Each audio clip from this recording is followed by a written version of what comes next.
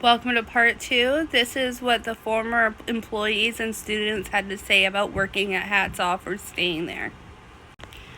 At one of the group homes in Hamilton, Ontario, one of the former employees said they'd seen carrots and only a box of 3 chicken fingers.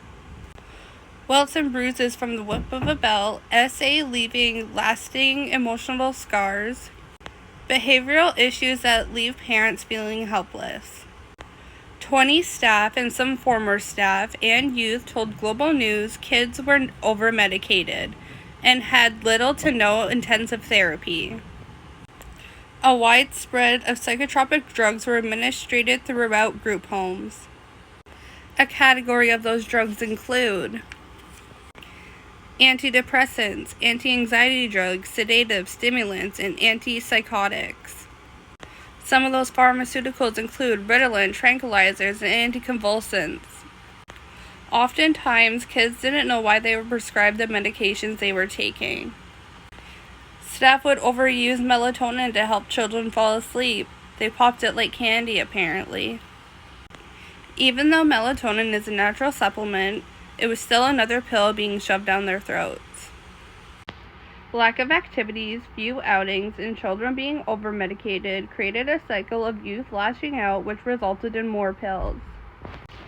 The kids have every right to be angry.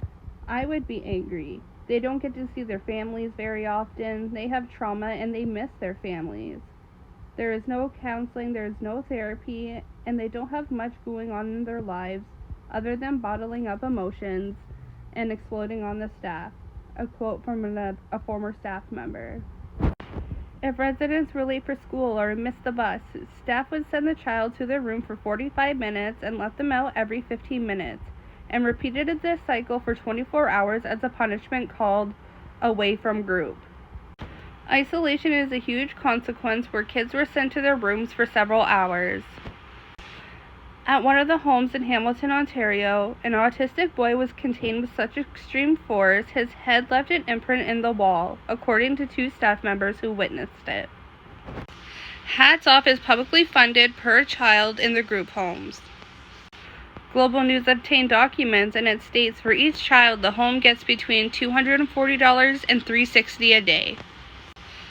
Some workers stated that kids who have higher needs could get up to $1,000 a day.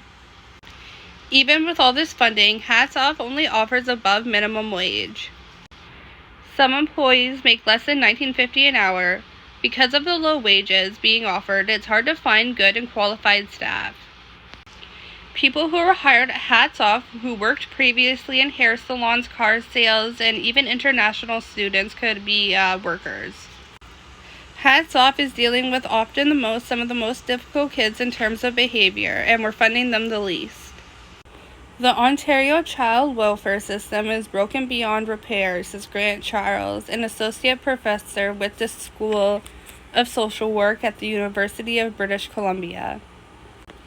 The consequences of having undertrained staff is that the children don't receive inadequate care to deal with trauma or complex behavioral issues, according to staff and youth.